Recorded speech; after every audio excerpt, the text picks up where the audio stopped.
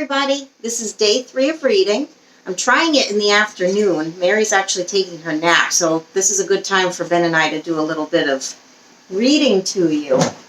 So I've got my trusty assistant again. Today I'm going to read a family favorite, Dr. DeSoto.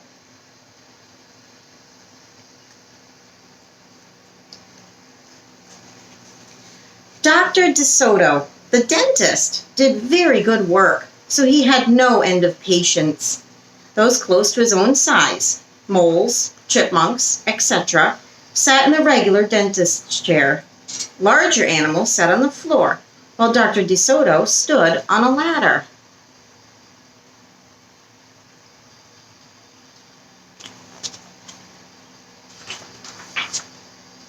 For extra large animals, he had a special room.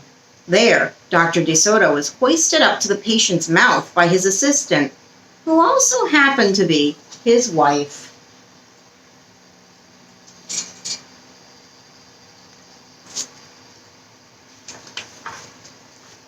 Dr. DeSoto was especially popular with the big animals. He was able to work inside their mouths, wearing rubber boots to keep his feet dry, and his fingers were so delicate and his drill was so dainty that they could hardly feel any pain. Being a mouse, he refused to treat animals dangerous to mice, and it said so on his sign. When the doorbell rang, he and his wife would look out the window. They wouldn't admit even the most timid-looking cat.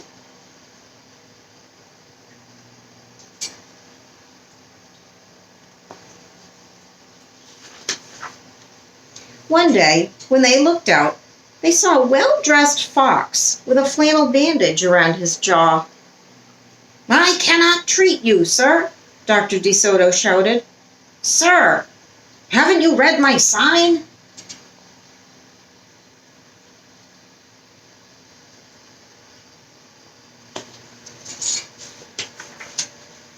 "Please," the fox wailed. "Have mercy. I'm suffering." And he wept so bitterly it was pitiful to see. "Just a moment," said Dr. DeSoto. "That poor fox," he whispered to his wife. "What shall we do?" "Let's risk it," said Mrs. DeSoto. She pressed the buzzer and let the fox in.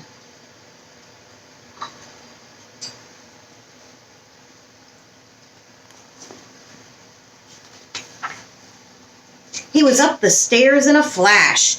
"Bless your little hearts," he cried, falling to his knees. "I beg you, do something. My tooth is killing me." "Sit on the floor, sir," said Dr. DeSoto, "and remove the bandage, please."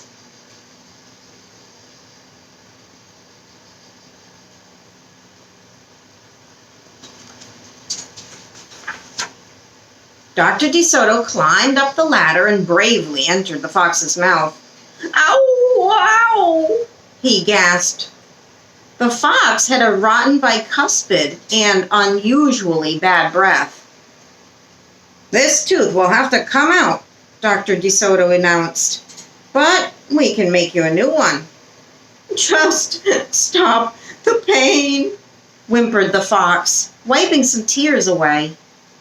Despite his misery, he realized he had a tasty little morsel in his mouth, and his jaw began to quiver. "Keep open!" yelled Dr. DeSoto. "Wide open!" yelled his wife.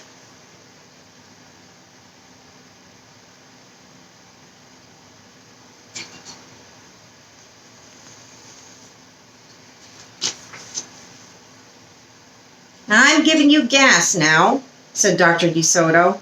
"You won't feel a thing when I yank that tooth." Soon the fox was in dreamland. Yummy," he mumbled. "How I love them raw, with just a pinch of salt and a dry white wine." They could guess what he was dreaming about. Mr. and Mrs. DeSoto handed her husband a pole to keep the fox's mouth open.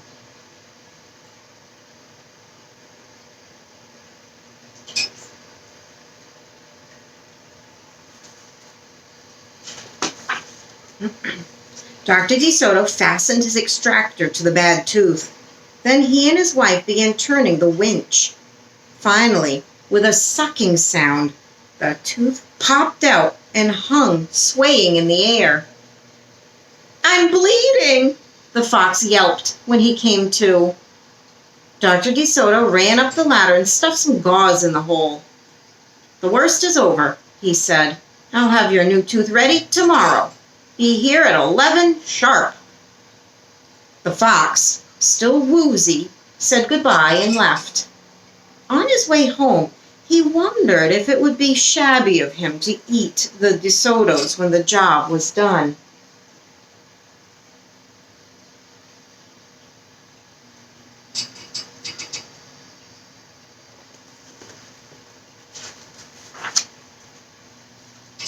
After office hours, Mrs. DeSoto molded a tooth of pure gold and polished it. "Raw with salt indeed," muttered Dr. DeSoto. "How foolish to trust a fox." "He didn't know what he was saying," said Mrs. DeSoto. "Why should he harm us? We're helping him." "Because he's a fox," said Dr. DeSoto. "They're wicked, wicked creatures." That night, the DeSotos lay awake worrying. "Should we let him in tomorrow?" Mrs. DeSoto wondered. "Once I start a job," said the dentist firmly, "I finish it. My father was the same way." "But we must do something to protect ourselves," said his wife. They talked and talked until they formed a plan. "I think it will work," said Dr. DeSoto. A minute later, he was snoring.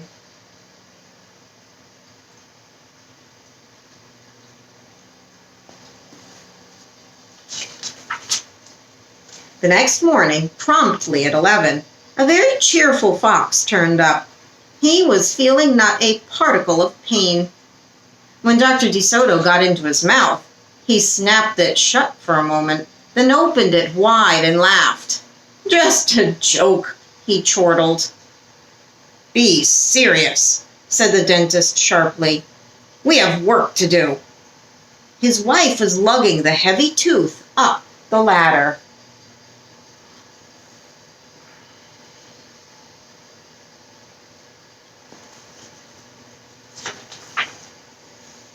"Oh, I love it," exclaimed the fox.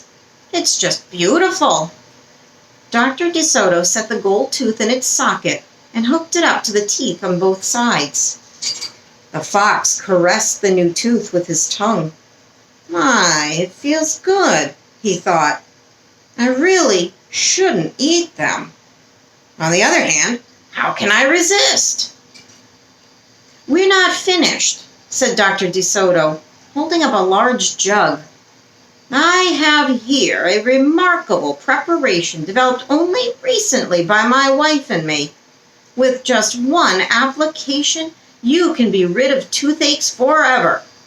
How would you like to be the first one to receive this unique treatment?"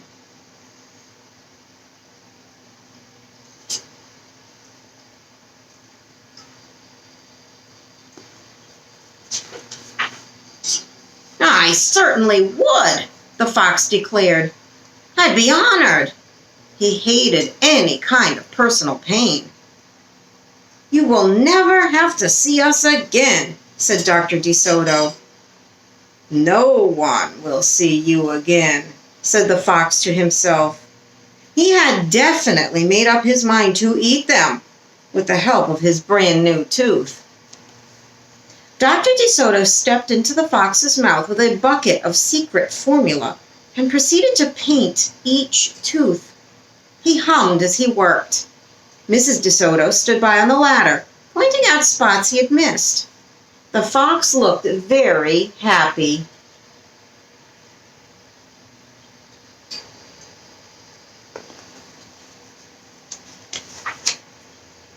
When the dentist was done, he stepped out. "Now, close your jaws tight," he said, "and keep them closed for a full minute."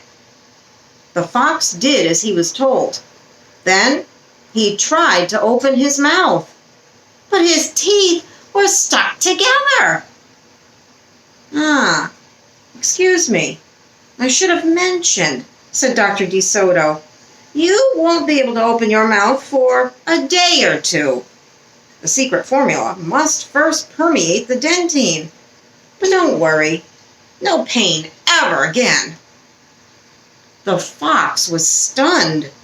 He stared at Dr. Soto and then at his wife. They smiled and waited.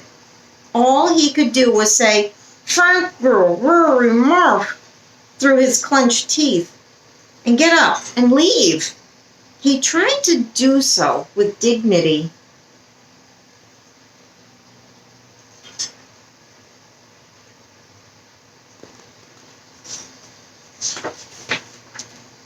Then he stumbled down the stairs in a daze. Dr. Soto and his assistant had outfoxed the fox. They kissed each other and took the rest of the day off. The end. So I would like my assistant here to show you what book we are going to be reading tomorrow. This is another Hollenbeck favorite. It's called A Bad Case of Stripes. A Bad Case of Stripes by David Shannon. And this is one of Ben's favorite books, so stay tuned for this tomorrow. So goodbye, everybody. I hope you're enjoying my story time. My assistant is going to go turn off the camera now. And also in the book, what they did, all it was is really glue.